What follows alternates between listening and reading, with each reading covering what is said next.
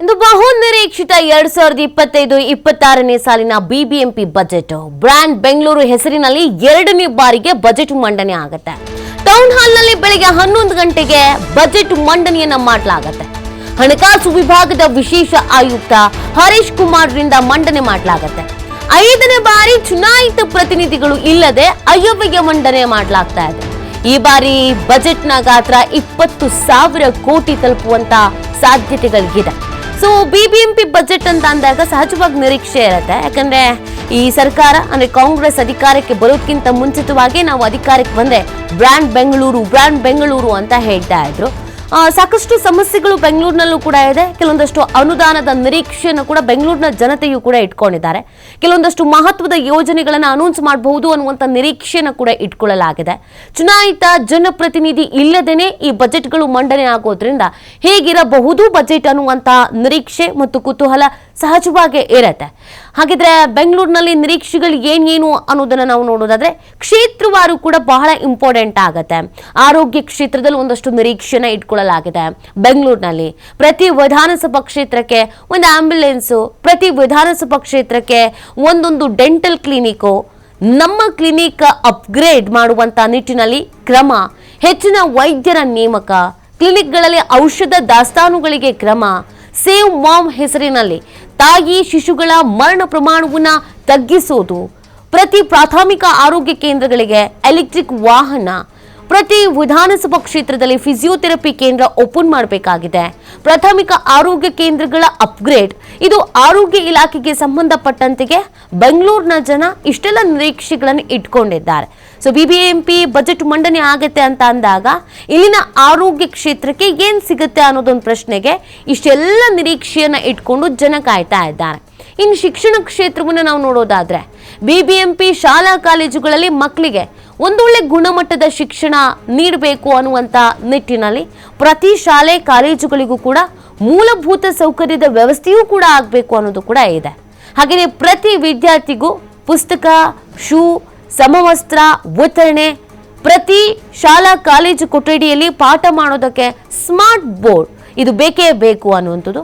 ಹಾಗೇನೆ ರ್ಯಾಂಕ್ ವಿದ್ಯಾರ್ಥಿಗಳಿಗೆ ಪ್ರೋತ್ಸಾಹ ದಿನವನ್ನ ಹೆಚ್ಚಳ ಮಾಡಬೇಕು. SSLC ಮಕ್ಕಳಿಗೆ ಉಚಿತ ಲ್ಯಾಪ್ಟಾಪ್ ವಿತರಣೆ ಮಾಡುವಂತ ಸಾಧ್ಯತೆಯೂ ಇದೆ. ದೃಷ್ಟಿದೋಷ ಮಕ್ಕಳಿಗೆ ಉಚಿತ ಕನ್ನಡಕ ವಿತರಣೆ, ಮಧ್ಯಾಹ್ನ ಬಿಸಿ ಊಟ ಜೊತೆ ಮೊಟ್ಟೆ ವಿತರಣೆ, ಶಾಲೆ ಬಿಟ್ಟ ಮಕ್ಕಳಿಗೆ ಮರಳಿ ಶಾಲೆಗೆ ಕರೆತರುವುದಕ್ಕೆ ಯೋಜನೆ, ಹಳೆ ಶಾಲೆ ಕಾಲೇಜು ಕಟ್ಟಡವನ್ನು ಕೆಡವಿ ಹೊಸ ಕಟ್ಟಡ ನಿರ್ಮಾಣ, ಕೂಲಿ ಕಾರ್ಮಿಕರು ಮತ್ತು ಬೀದಿ ಬದಿ ವ್ಯಾಪಾರಿಗಳ ಮಕ್ಕಳಿಗೆ ಶೈಕ್ಷಣಿಕ ಪ್ಯಾಕೇಜ್. ಇದು ಶಿಕ್ಷಣ ಕ್ಷೇತ್ರಕ್ಕೆ ಸಂಬಂಧಪಟ್ಟಂತೆಗೆ ನಿರೀಕ್ಷೆಗಳು ಇದೆ.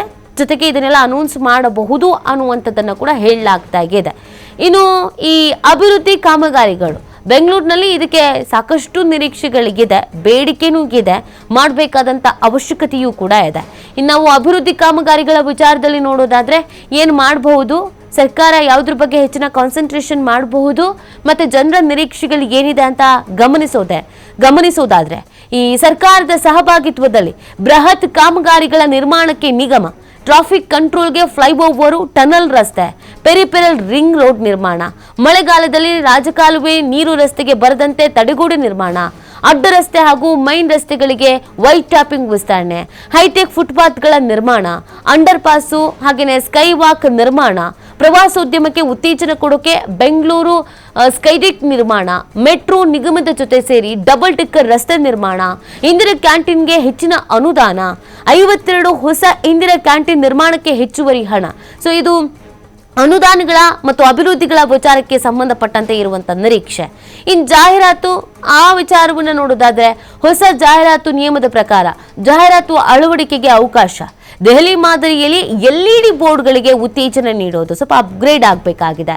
ಸೊ ಈ ಮುಖಾಂತರವಾಗಿ ವಾರ್ಷಿಕ 2,000 ಕೋಟಿ ಆದಾಯದ ಗುರಿಯನ್ನು ಕೂಡ ಇಟ್ಕೊಳ್ಳಲಾಗಿದೆ. ಇನ್ನು ಕಂದಾಯದ ವಿಚಾರಕ್ಕೆ ನಾವು ಬರೋದಾದ್ರೆ ಸಾರ್ವಜನಿಕರಿಗೆ ತೆರಿಗೆಯನ್ನು ಕಟ್ಟುವುದಕ್ಕೆ 24/7 ಆನ್ಲೈನ್ ವ್ಯವಸ್ಥೆಯನ್ನು ಮಾಡಬೇಕು ಅಂತ, ಈ ಖಾತೆ ನೀಡೋಕೆ ಹಲವು ಕಡೆ ಈ ಖಾತೆ ವಿತರಣೆ ಕ್ಯಾಂಪನ್ನು ತೆರಿಬೇಕು ಅಂತ. ಈಗ ಇದೊಂದು ದೊಡ್ಡ ಸಮಸ್ಯೆ ಆಗಿರೋದ್ರಿಂದ ಅದಕ್ಕೆ ಅಂತ ಒಂದು ಪ್ರತ್ಯೇಕವಾದಂಥ ಕ್ಯಾಂಪನ್ನು ತೆಗಿಬೇಕು ಅಂತ. ಹಾಗೆಯೇ ಈ ಬಾರಿ 6,000 ಕೋಟಿ ತೆರಿಗೆ ವಸೂಲಿಗೆ ಯೋಜನೆಯನ್ನು ಹಾಕಿಕೊಳ್ಳಲಾಗಿದೆ. ಪಾಲಿಕೆ ವ್ಯಾಪ್ತಿಯ ಎಲ್ಲ ನಿವೇಶನಗಳಿಗೆ ಈ ಖಾತೆ ವಿತರಣೆ, ತೆರಿಗೆ ಕಟ್ಟದಂತ ಕಟ್ಟಡಗಳನ್ನು ಹರಾಜು ಮೂಲಕ ತೆರಿಗೆ ವಸೂಲಿ ಮಾಡೋದು. ಬೆಂಗಳೂರಿನಲ್ಲಿ ಬಹುತೇಕ ದೊಡ್ಡ ಕಟ್ಟಡಗಳು ಮಾಲ್ಗಳಾಗಿರ್ಬೋದು ಅಥವಾ ಸರ್ಕಾರಿ ಕಚೇರಿಗಳಾಗಿರ್ಬೋದು ತೆರಿಗೆನೆ ಕಟ್ಟಲ್ಲ. ಸೊ ಅದೆಲ್ಲವನ್ನ ಕೂಡ ವಸೂಲಿ ಮಾಡಲೇಬೇಕು ಅಂತಂದ್ರೆ ಹರಾಜು ಹಾಕಿ, ಹರಾಜು ಮುಖಾಂತರವಾಗಿ ತೆರಿಗೆಯನ್ನು ವಸೂಲಿ ಮಾಡೋದು. ಈ ಬಗ್ಗೆಯೂ ಕೂಡ ನಿರೀಕ್ಷೆನೆ ಇಟ್ಕೊಳ್ಳಲಾಗಿದೆ. ಇನ್ನು ಅರಣ್ಯ ಹಾಗೂ ಕೆರೆ ಬೆಂಗಳೂರಿನಲ್ಲಿ ತುಂಬಾ ಇಂಪಾರ್ಟೆಂಟ್ ಆಗುತ್ತೆ. ಬಹುತೇಕ ಕೆರೆಗಳು ಒತ್ತುವರಿ ಆಗಿದೆ, ಅರಣ್ಯ ಸಂಪೂರ್ಣವಾಗಿ ನಾಶ ಆಗಿದೆ. ಅವುಗಳ ಅಭಿವೃದ್ಧಿಯ ಕುರಿತಾಗಿಯೂ ಕೂಡ ಬಜೆಟ್ನಲ್ಲಿ ಹೆಚ್ಚಿನ ರೀತಿಯಾದಂಥ ಕಾನ್ಸಂಟ್ರೇಷನ್ ಅನ್ನ ಮಾಡಬೇಕಾಗತ್ತೆ. ಹಾಗಾಗಿ ಮಳೆಗಾಲದಲ್ಲಿ ಒಣಗಿದ ಮರ ಕೊಂಬೆಗಳ ತೆರವಿಗೆ ಶಾಶ್ವತ ಕಾರ್ಯಪಡೆ, ಸುಮಾರು 2 ಲಕ್ಷ ಸಸಿಗಳನ್ನು ಬೆಳೆಸುವಂತ ಯೋಜನೆ, ಕೆರೆ ರಕ್ಷಣೆಗೆ ಕೆರೆ ಸುತ್ತ ತಂತಿ ಬೇಲಿ ನಿರ್ಮಾಣ, ಕೆರೆಗೆ ಕೊಳಚೆ ನೀರು ಬರದಂತೆ ಕ್ರಶ್ ಗೇಟ್ ನಿರ್ಮಾಣ, ಕೆರೆಗಳಲ್ಲಿ ಹೂಳು ತೆರವು ಮಾಡಿ ಶುದ್ಧ ನೀರು ಸಂಗ್ರಹಕ್ಕೆ ಕ್ರಮ, ಕೆರೆಯ ಸುತ್ತಮುತ್ತಲಿನ ಪ್ರದೇಶದಲ್ಲಿ ಪಾರ್ಕ್ ನಿರ್ಮಾಣ. ಇದಿಷ್ಟು ಬಗ್ಗೆ ನಿರೀಕ್ಷೆಯನ್ನು ಇಟ್ಕೊಳ್ಳಲಾಗಿದೆ. ಜೊತೆಗೆ ಸರ್ಕಾರದ ಪ್ಲಾನ್ ಕೂಡ ಇದೆ. ಒಂದಷ್ಟು ಅಧಿಕಾರಿಗಳ ಜೊತೆಗೆ ಚರ್ಚೆಗಳಾಗಿದೆ, ಮಾತುಕತೆಗಳನ್ನು ನಡೆಸಲಾಗಿದೆ. ಏನೇನು ಅನುಕೂಲ ಇದೆ, ಯಾವ್ದ್ಯಾವ್ದಕ್ಕೆ ಅಂತ ಹಣವನ್ನು ಇಡಬೇಕಾಗಿದೆ, ಯಾವ್ದ್ಯಾವ್ದರ ಅಭಿವೃದ್ಧಿ ಅವಶ್ಯವಾಗಿ ಮಾಡಬೇಕಾಗಿದೆ, ಇದೆಲ್ಲವನ್ನ ಗಮನದಲ್ಲಿ ಇಟ್ಕೊಂಡು ಇವತ್ತಿನ ಬಜೆಟ್ ಅನ್ನ ಮಂಡನೆ ಮಾಡ್ತಾ ಇರೋದು. ಹಾಗಾಗಿ ಬಿಬಿಎಂಪಿ ಬಜೆಟ್ ಬಗ್ಗೆ ಸಹಜವಾಗಿ ನಿರೀಕ್ಷೆ ಅನ್ನೋದು ದುಪ್ಪಟ್ಟಿದೆ. ಅವರಿಗೆ ಅದು ಚೆಕ್ ಮಾಡಿಕೊಂಡು ಅವರು ಅನುಮೋದನೆ ಕೊಡ್ತಾರೆ. ಆ ಅನುಮೋದಿತ ಬಜೆಟ್ ಏನಿದೆ ಆಗ ನಾವು ಬಹಿರಂಗ ಮಾಡಬೇಕು. ಇದಕ್ಕಾಗಿ ತಮ್ಮೆಲ್ಲರಿಗೂ ಪ್ರತಿ ವರ್ಷ ಆಹ್ವಾನ ಮಾಡ್ತೇವೆ. ಎಲೆಕ್ಟೆಡ್ ಬಾಡಿ ಇದ್ದಾಗ ನಮ್ಮ ಇದರಲ್ಲಿ ಮಾಡ್ತಾ ಇದ್ರು, ಕೌನ್ಸಿಲ್ ಹಾಲ್ನಲ್ಲಿ ಮಾಡ್ತಾ ಇದ್ರು. ಈಗ ನಾವು ಬಹಳ ವರ್ಷಗಳಿಂದ ನಮ್ಮ ಇದರಲ್ಲಿ ಮಾಡ್ತಾ ಬಂದಿದ್ದೀವಿ, ಟೌನ್ ಹಾಲ್ನಲ್ಲಿ. ಯಾಕೆಂದ್ರೆ ತಾವು ಎಲ್ಲರೂ ಬಂದು ಭಾಗವಹಿಸಬೇಕು. ಅವರು ಫಸ್ಟ್ ಅವಲೋಕನ ಮಾಡಿ ಈಗಾಗಲೇ ನಾವು ಸಬ್ಮಿಟ್ ಮಾಡಿದ್ದೀವಿ ಅವರಿಗೆ, ಅದು ಚೆಕ್ ಮಾಡಿಕೊಂಡು ಅವರು ಅನುಮೋದನೆ ಕೊಡ್ತಾರೆ. ಆ ಅನುಮೋದಿತ ಬಜೆಟ್ ಏನಿದೆ ಆಗ ನಾವು ಬಹಿರಂಗ ಮಾಡಬೇಕು. ಇದಕ್ಕಾಗಿ ತಮ್ಮೆಲ್ಲರಿಗೂ ಪ್ರತಿ ವರ್ಷ ಆಹ್ವಾನ ಮಾಡ್ತೇವೆ. ಎಲೆಕ್ಟೆಡ್ ಬಾಡಿ ಇದ್ದಾಗ ನಮ್ಮ ಇದರಲ್ಲಿ ಮಾಡ್ತಾ ಇದ್ರು, ಕೌನ್ಸಿಲ್ ಹಾಲ್ನಲ್ಲಿ ಮಾಡ್ತಾ ಇದ್ರು.